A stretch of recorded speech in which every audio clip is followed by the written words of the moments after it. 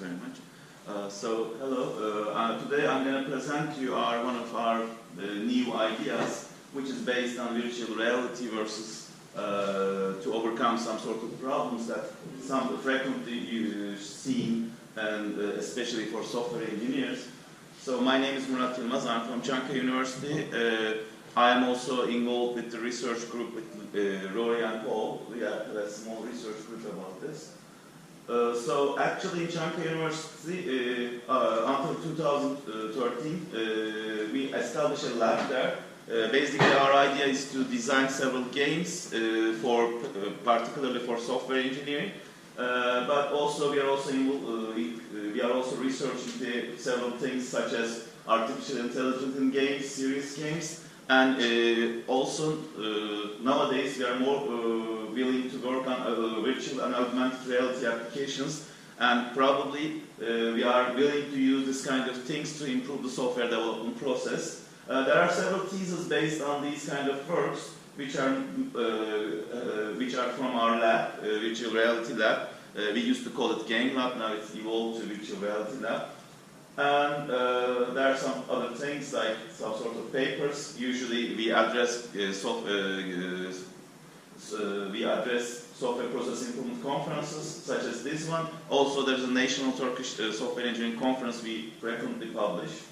And we have several stakeholders which we are working together.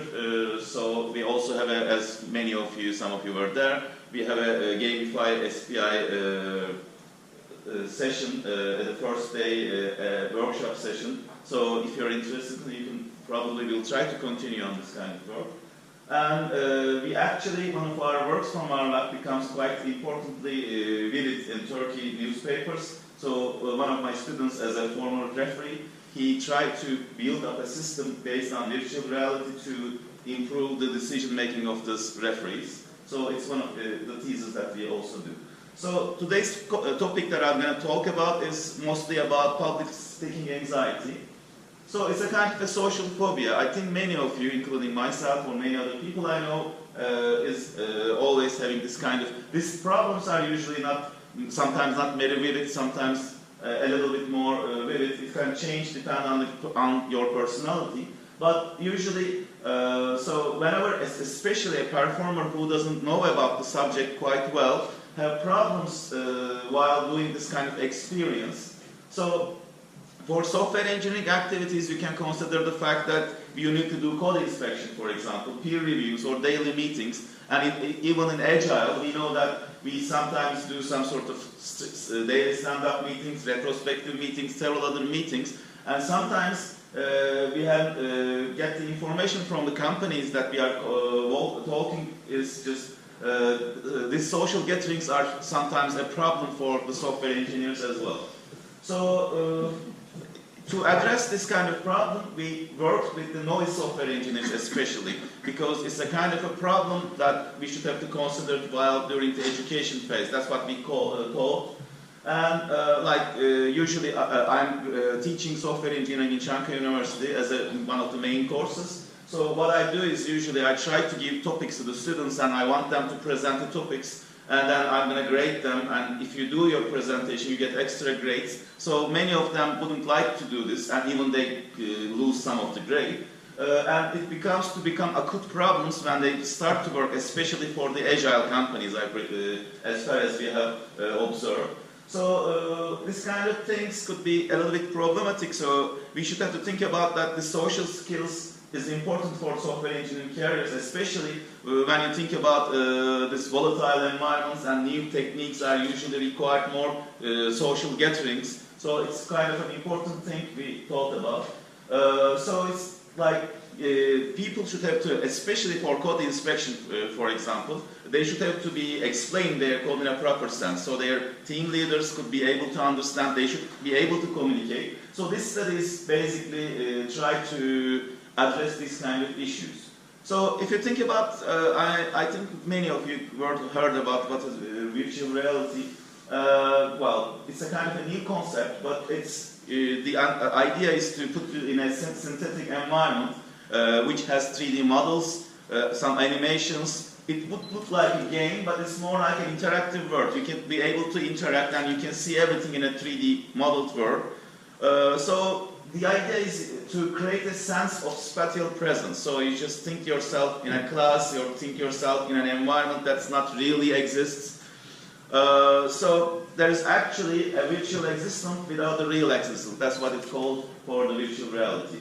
So actually you can get some experience in virtual reality environments. Many of the gamers are now prefer to have virtual reality games, which you can be an archer in there. Actually, this is a kind of archery experience, maybe not the real archery experience, but it's somehow related or give you some sort of an experience similar to a real one. So maybe if you think about the archery, it might be a little bit more hard, but if you think about some sort of things that we use in simulations or gaming for software process improvement, it could be more reliable to get some experience on this. So in this work, we try to build an auditorium. So it's a kind of a class as you've seen in here. So, and then what we do, we just try to put people in a virtual reality environment, and then we ask them to do some sort of presentation. So, and this is a formal class. You see there are several virtual characters here, and these characters are doing some sort of things while you're doing your presentation. So, and then most of the time, people who are like, I don't know if you are doing some sort of teaching, you might know this. So sometimes some people who are playing with their phones or not really paying attention might distract you. So we have defined several scenarios, and these scenarios are so this can be done by using a software which actually some sort of an exposure while using this virtual world. So, and then we are obviously working with a clinical psychologist in our research group who knows how to apply these kind of things from real world, but she's quite not experienced in the virtual reality. We try to bridge this gap by giving our information. So it's a kind of a cost-effective model. If you have any problems like phobias, it can be cured, at least a way to start this kind of cures. And other than this, like for example, if you're really afraid of something, if you have a traumatic syndrome, it's also, now it becomes a little bit popular, and it becomes to be useful for other kind of things like this. And so what we have done in the studies, we conducted 2 intervention sessions. So we obviously, not everyone has this kind of problems. What we do is we try to use the students that, we just ask the students to participate in the study. And then we try to select some of the students who might have problems about this kind of thing by having an assessment over them. We just get some sort of permission from them and the school. So, and then what happens that we try to measure this anxiety level of this participant by using psychological tests. That one of the authors of this research paper is quite excellent. And then we start an individual therapy session, which was followed by a virtual reality intervention. So actually, it's about 40 minutes, and then we use this Oculus Rift item, which is a kind of a head-mounted display, which when you wear it, you see as class, like this one. And then participants start to talk about, we don't really force them to talk about some software engineering topics now. We have just randomly select several topics that they might feel themselves not able to be taught. But the idea is not, the topic is not very important. The idea is they couldn't be able to talk on the public. So we are trying to test if they have this kind of exposure in a virtual environment.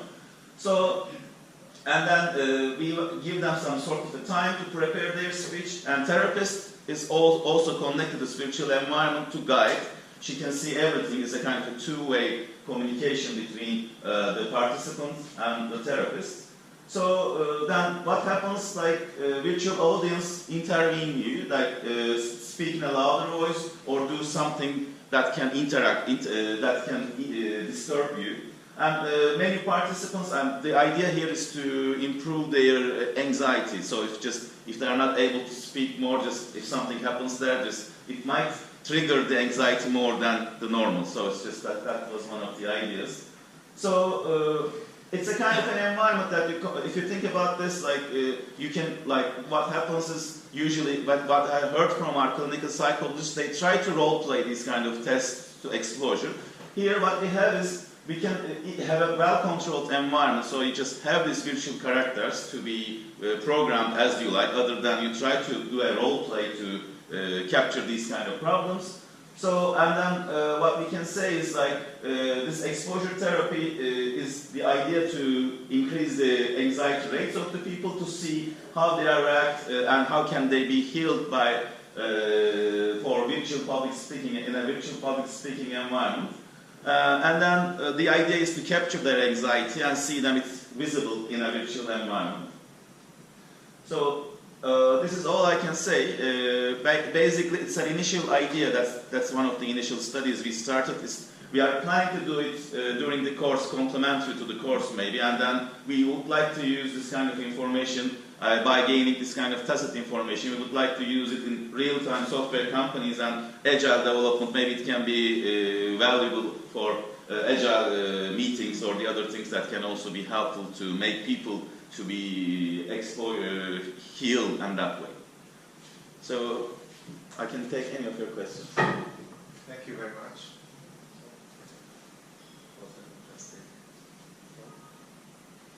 I have one, and the idea of the approach is like to kind of diagnose what kind of phobia or what is the intensity of the phobia that the person has in front of the public, and then treat it, for example, if this is the idea, or...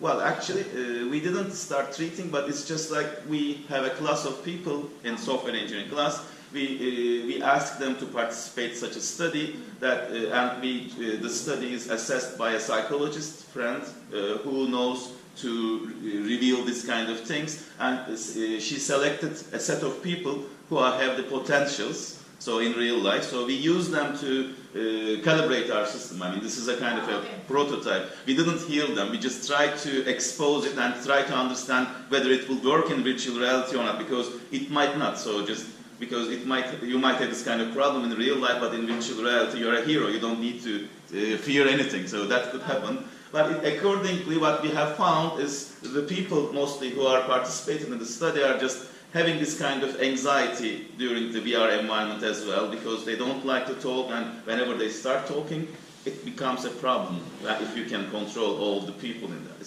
Because it's also interesting that you say that the topic is not important, but it's also one thing that when a person knows about the topic, it's more easy to talk about it than when they have just some minutes or some short time for preparing a talk.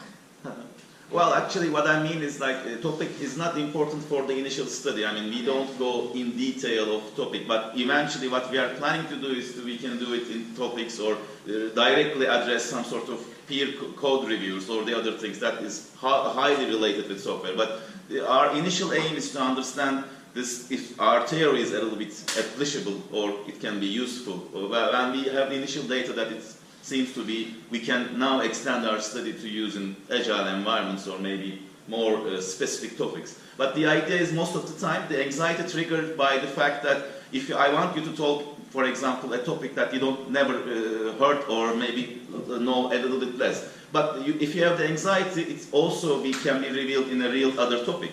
So if you're a software engineering teacher, you go to the class and you cannot maybe talk about it, or you have some anxiety. But if it will be a little bit more acute when it becomes a topic that you don't know, you're more stressful with it. So that's the idea, actually. In any case, I think it's an interesting approach, and if you need some kind of subject for the study, I will be happy to participate. Well, we would like to. I mean, if we can build up the system in a proper sense, we might ask other peoples or other universities to contribute. Maybe, I don't know how it works in Spain or other places, so it's just maybe this could be a problem for everyone, not only for our students, I think. Okay. I think it's a really good idea, and I think also it could be a good product. My question would be, how do the people perceive, like who will participate in that? What do they say? Is like, do they say it's real for them, or? Well, it's most likely a game. Like, for example, if you start doing something, you know that it's not really true. It's called, in virtual reality, the concept is called the presence. Sometimes you start to feel yourself as if it's real when you start to do your task. For example, you're playing a game, you have a gun, you know that the robots couldn't be able to kill you, but when your you are out of ammo, you feel at least for a while that they could harm you. So that's the idea. That's called, the concept is called presence. So when you start presenting in this concept, whenever you start presenting and you see several sort of class, you know that they are not real, but because you start presenting, your perception becomes a little bit more distracted by presentation because of your anxiety. And then when they do something in the system, like the virtual characters, you might get affected from them, which seems to be the case, actually. And is that like the participants? It's not limited to, now it's software engineers, but it could be like gone up to. Yeah, of course, of course. It could be used for any area. We are software engineering researchers. We just try to adapt the concepts for the sake of SPI most of the time. So that's why we think, but it can be useful for any discipline, any people who have this kind of problem. So. Okay, thank you very much.